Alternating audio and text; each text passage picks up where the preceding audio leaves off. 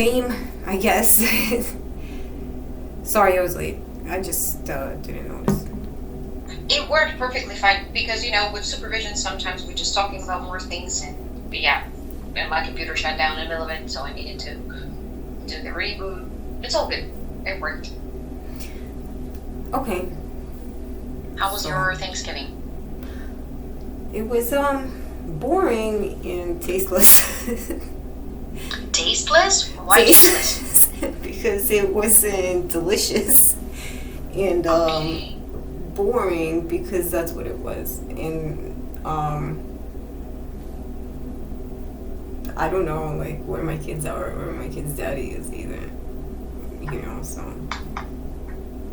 it wasn't great. It was okay. Like I have my Christmas tree up and everything, and sounds like it's also a lot of thoughts about family and a reconnection and the value of it. Yeah, I feel like I'm trying to I can't control my situation. Yes, somebody just said moderate. I would accept that. I'm trying to kind of keep it, down or something. I don't know, but it's not.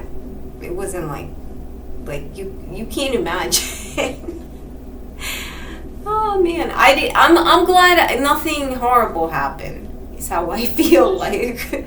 Yeah, there's no grease fires because I heard this neighborhood's pretty loud. They do have grease fires a lot, like on Thanksgiving throughout the city. So nothing like that. No domestic violence and no grease fires. That's something to be thankful for. And I did have food. I'm not going to say it's delicious, though. I did have edible and digestible food, That's something to be grateful for sure. Yeah. I mean, it's just that I'm grateful because I've been in worse situations than that. So, yeah. What do you want this to become? In the nearest future, how do you want the situation to change? Oh boy.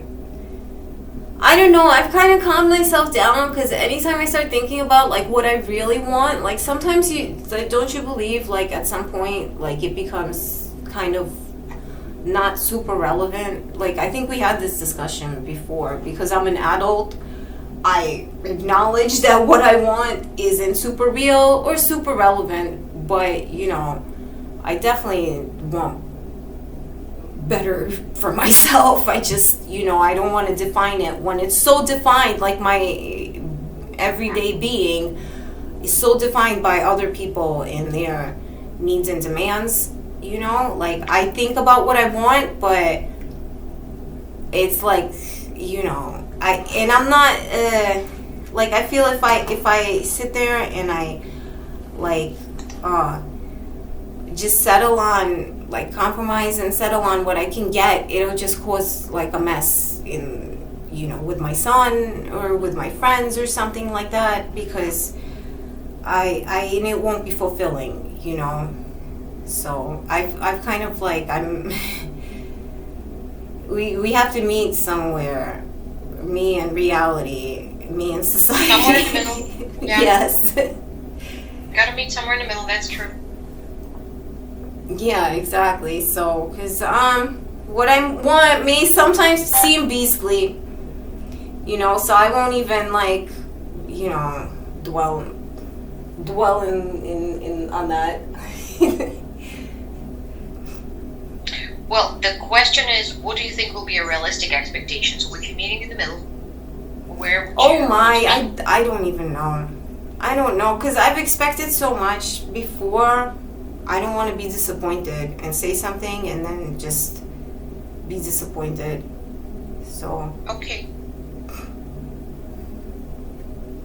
You definitely have some control, certain control in this.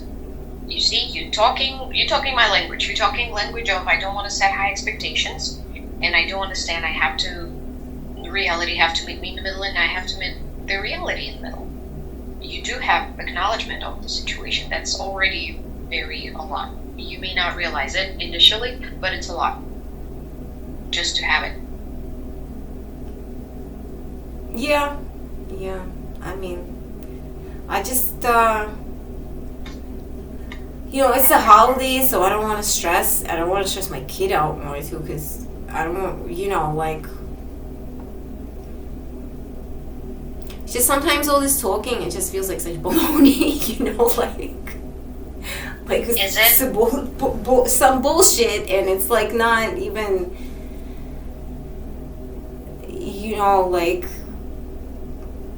I don't know, it's not like I base all my hopes and dreams on what I'm gonna say right now is gonna make a difference, and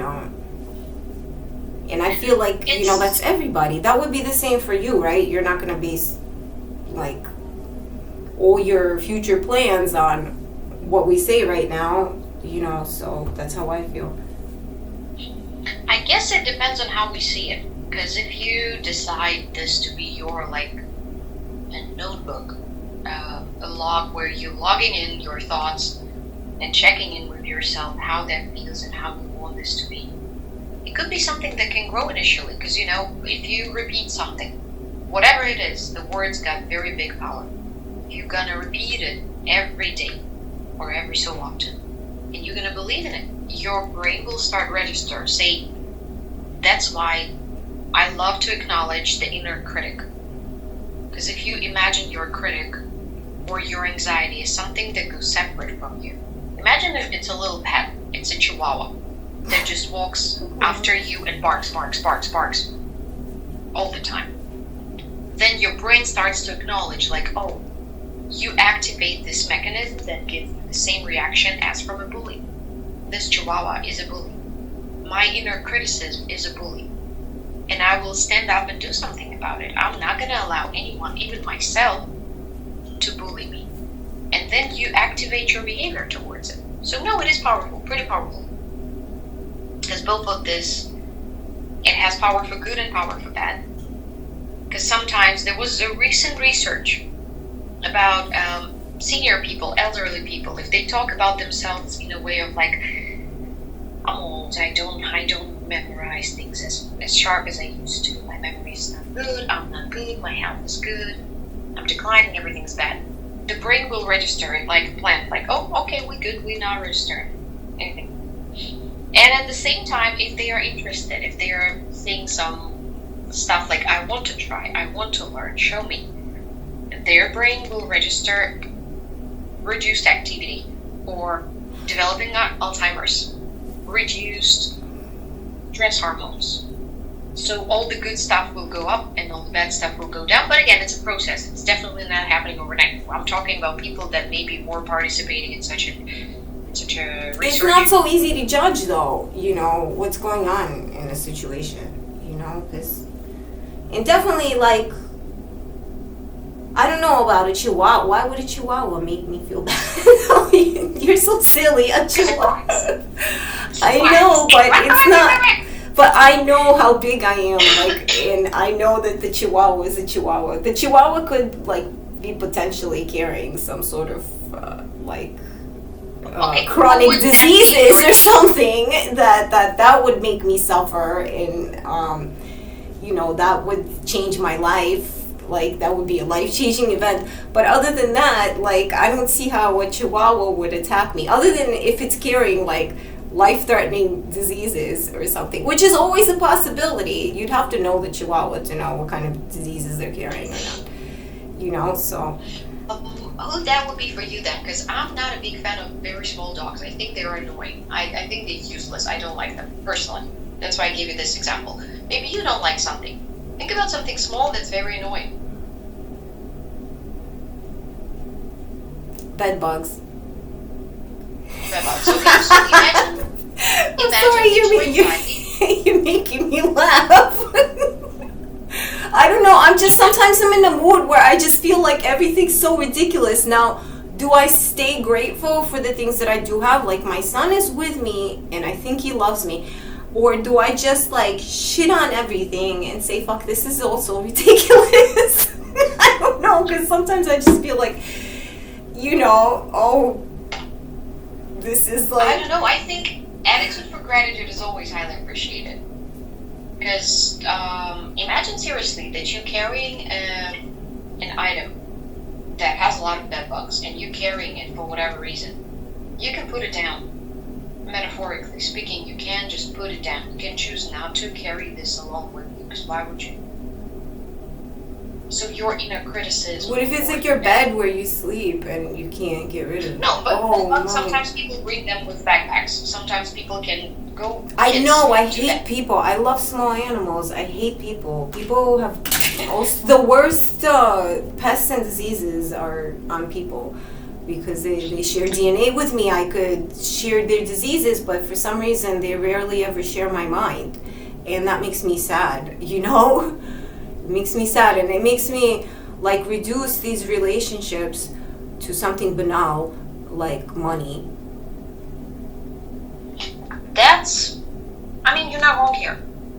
And the reasoning is that's how we see it. Like, sometimes people don't do it intentionally, Sometimes people are delusional or oblivious or very... That's why I don't like them. I don't want someone oblivious. I don't want someone that has a banal relationship with me. Like this holiday season, I wanted to be with family and friends, But I have my son, again, who I love. And I don't think there's anybody that he's closer with in the world. So I'm grateful, and I'm also scared that if I just say fuck it, fuck this fucked up society, fuck this shit, he'll be alone, he'll be not with me, and he'll be scared, and that's what keeps me functioning, but I don't feel good. I don't know, just have to say that. I don't know. I feel better now because sometimes it feels good to blow it like what chihuahua. Yeah. That's what it is for. That's the beauty of therapy, because this is you activating certain parts of your brain that starts. You know how they call autoimmune disease, like it's out of your immune system, or when your immune system attacks itself. It's sort of that way, but in cognitive. So you attacking yourself in your thoughts for not thinking right, but what is right and what is wrong? What if you register this inner voice that tells you that what you say is ridiculous, but it's not. What you say matters. It matters to you. It makes you feel valued. It makes you feel calmer. Like you can talk about those things and that makes sense. Yes, but then, there's also, like, you gotta find the right people to talk to them about. Because some people are fucking chihuahuas. You had me going there for a minute. Because, they got little teeny brains and all they do is yap. Like, I have friends like that. I really do. You've seen those. I had one living probably in the neighborhood, and in the evening when I'm commuting home from work, and it's about like 9 p.m., 9:10, and I'm getting off the bus stop, and this little thing jumps and yaps at me so loudly. Why would you do that? I'm not a threat. I'm a tired woman. I'm a tired person walking home. Like, leave me alone, you little shit. That's how I feel. Yeah, I feel that. I totally feel that, because it's probably threatened itself. I feel that. I kind of understand that, And big dogs, the opposite. I have a big dog, neighbor dog, that would just stares at me, and her tail will just wiggle very fast, so she wants to be friends, and I'm like, do you want to say hello? And big dogs, they are gentle giants, They very like, hi, kind of that. Yeah, I guess they train them like that. It's like good training to, not be an offensive dog. To not be an offensive dog is good training, because otherwise they put you down right away. So, I don't know, man. Oh my god. I feel like this conversation is getting like stupider and stupider. But I don't know. But it makes making me feel a little bit more secure with my emotions. Yeah. Yeah. It's something about security too, because you can.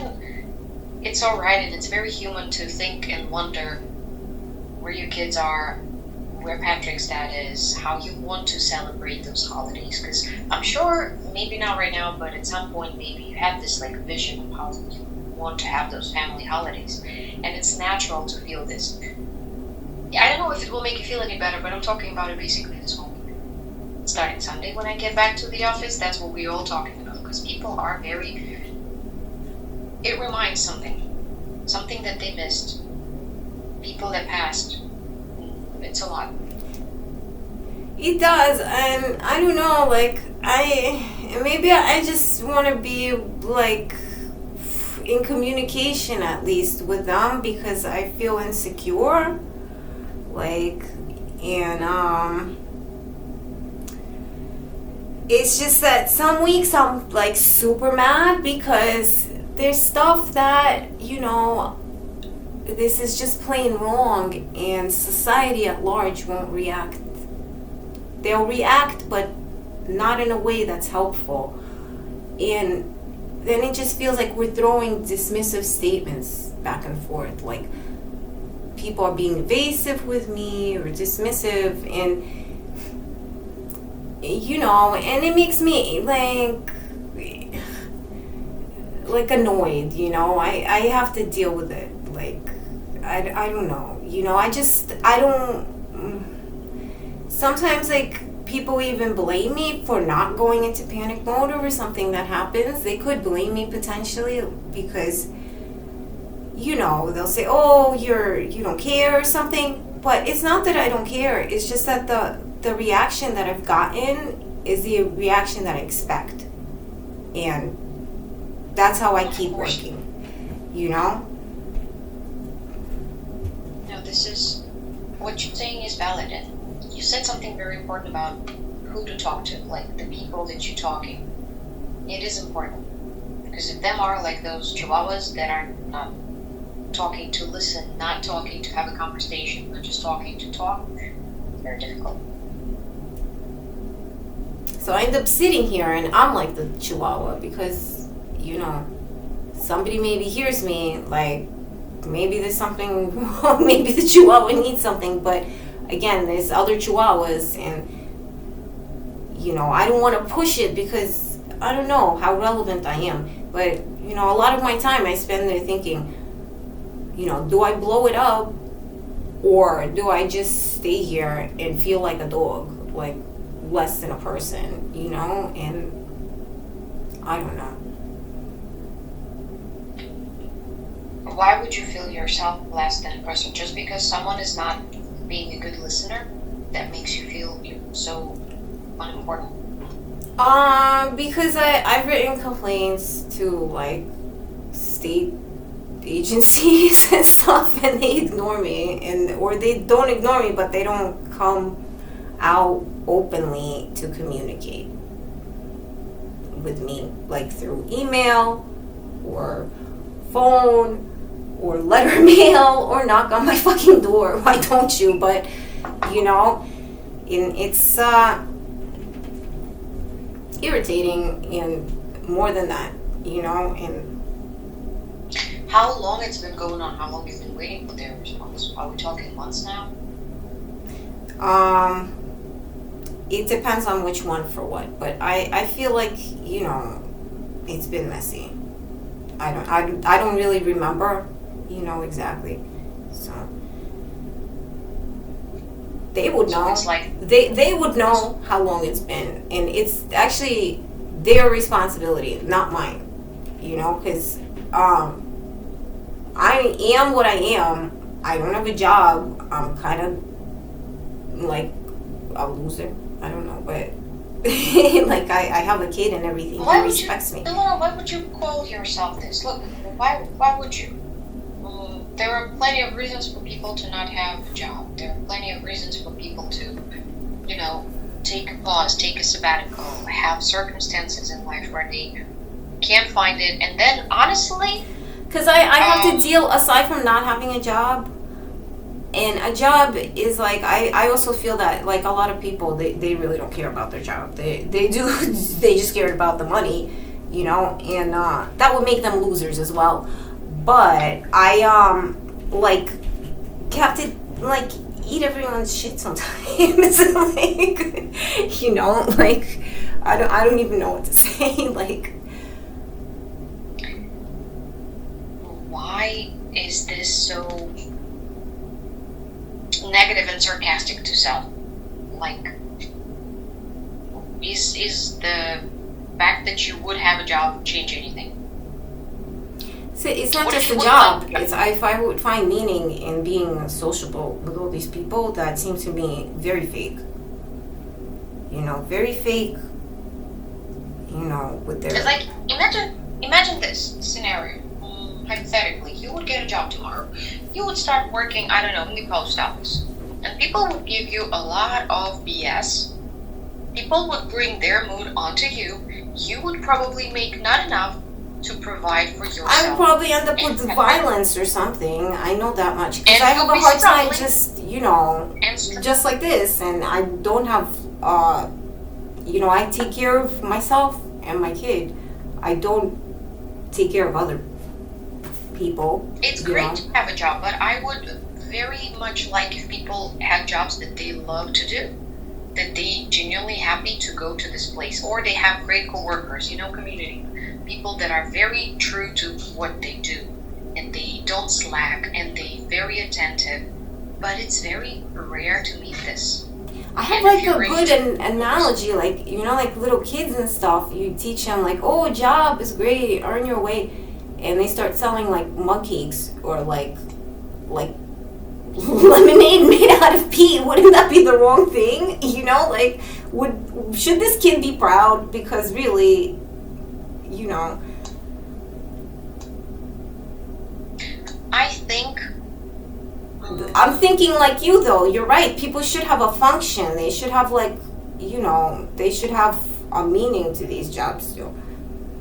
but You it's know? tough because, look, for example, when you start getting it, Can I It will be interrupt you cut just off. 1 second? But Sure. people, they find more meaning in making more money than they do in doing something real. You know? Yeah. And now, like, because the world's so big, a lot of people don't even like understand what's real anymore. Because like you could be like a mechanic or something, and that's like hands on, and they're like, that's the realest it's gonna get. I know how this thing works or whatever. But at the same time, those people might not be thinking either. They might be making garbage, you know, because, you know, somebody else does it more efficiently or, you know, for less. You know, world's a very confusing place, but I feel like I've been fucking wronged, and that's why, you know, I don't know. I wonder if you ever would want to have maybe part-time so it still will keep your the benefits that you have, because it's very important. And unfortunately, we live in a system, in a society where I'm going through this right now. I'm not where a few bored, clients, you they know, that's started a- making slightly more money, and now they cut off their services. They now became rich. They don't make $250,000 per year. I They feel just for that got- too, but it's like deeper than that. I've had those situations too. It's deeper than that. It's people that are like corrupt people, like selling you shit cakes instead of chocolate, you know? Like that sort of thing. It's real. It's really real in our city, you know? So, I wouldn't want. Seriously, if you ever consider going back, eventually do a part-time thing just to see. I feel like check the- some days I feel like I'm gonna have a panic attack walking down the street. Some days I really do, and some days I feel like today I don't feel panicky. I don't feel nervous, but I feel like it would end up in some altercation because I know I'm not gonna get a real job if I get a job, you know, and it seems to me that forces are gathered to like just make my life less and less meaningful because, you know, that's just the way it is. Just to reduce me and make me depressed and drain on my health. And so I have zero interest in getting a job because I am maintaining all the time. Sometimes I do a better job of maintaining and I feel a little bit more proudful and I feel a little bit more talkative, you know. That's as far as we've gotten, you know. I don't know if, you know, because circumstance is not helping me, if I'm gonna get more fervor in me, and then I'll end up just like blowing everything because my life truly sucks. I'm convinced of it.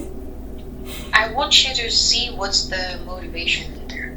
Like, what's the motivation for you to continue? What do you want to see? You talk about Patrick.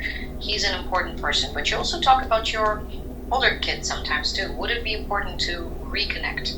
Because it will be a struggle. I can't do anything if they're as bad as me. I'm sorry, what were you gonna say? I'm saying it will be a lot, because a lot of emotions will be unwrapped, the good and the bad. But do you want it? Is this one of your motivations? I can't do anything for them. So if they're being treated as badly by society as I am, I would like to reconnect, because maybe we could do something together in numbers. You know, people take witnesses and all sorts of shit. You know, you might play it off as just a feeling, just for now, because I mean, I know it's real. And like, if they were doing that badly and there was something that we could do for each other, yes, but other than that, like, I don't want to be again put into a situation where I'm inadequate and I'm shamed, and that's going to be my motivation then, you know? Because I mean, people like to play it this way and that way. We're real people. Like, people say things that sound nice, but you know, really, we're motivated by loads of crap that's not positive too, you know? Like, those people that disservice me, they could be doing it because they're scared little bitches, and you know, they're worried about like making their ends meet. They are. We all, at the end of the day, we all are. Yeah, so now it's like, hello, is there something bigger out there, you know? This is what you, look, it's perfect. I'm doing a perfect circle and perfect closure. I believe that it's about what you put in there. What you believe in, this is what you will see. Because I have times when I very much agree with what you say, but then I see more of that. I see how people are very selfish, not involved, do not give a damn about others, do not give a damn about society. And it starts from the very small things, like, you know, I'm entering the bus and or I'm exiting the bus and the people entering, and they don't understand simple rules like you gotta let people get out first, and everything starts just having this, you know, very neon yellow highlighter, every single thing. But then I choose to see different. I choose to see kindness. I choose to see something clean, something kind in every person. And also working with clients, helping me a lot, because when they bring some problems and they express how they felt about it initially and what elaborated and how they changed their mind, and how it's a lot of personal thing. When people do some bad stuff, it's not necessarily about me, but about them. So it's not all have no meanings and cruel. It's about some people being hurt and choosing to project this hurt to everybody else. I think that makes sense.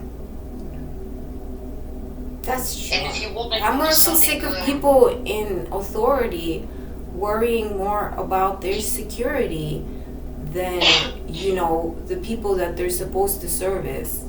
Like, sometimes, like, the police will even look the other way with something because it will be too difficult for them to, like, write a report or do something, you know? And it's, like, all the time, and I don't know, man. It's a lot of gobbledygook. I will let you think about it. I will, as we gotta wrap it up for today, I will let you think about it for the week. And also, Ilona, I have something to share. Remember how we started talking about writing and you said you're not a fan? So it's not exactly the notebook that I want to send you, but there is a tool, a reflection tool called Year Compass. It is 5 pages about the year that is ending, 2024, and 5 pages about the upcoming year. There are prompts like, Mm, things that I achieved, things that I did not achieve, things that I thought were good for me or things that I felt were not good for me. Just some reflection. I'm gonna cover at least a couple of pages from this anyway because I think those are great prompts just to talk. But if you would want to write it down, just for yourself. Wait, I have to write down the prompts? If you want to, I can send it to you. I can print this for you and send it to you, and you can just have a little bit of, reflection evening or two because it's hefty. And I would recommend. I have to get a pen though to write it down. I don't have a pen on me. Okay. I can send you a pen. What do you mean? Like, wait, what kind of prompts? They're like they're on the internet or something, or you just thought of them? There are just questions listed. Do you remember maybe as a kid you had this where you would just write questions and all of the people would answer that are in your class? Because this is something I grew up with. There are just a bunch of questions about evaluate your year. The first, it starts with, look at your calendar.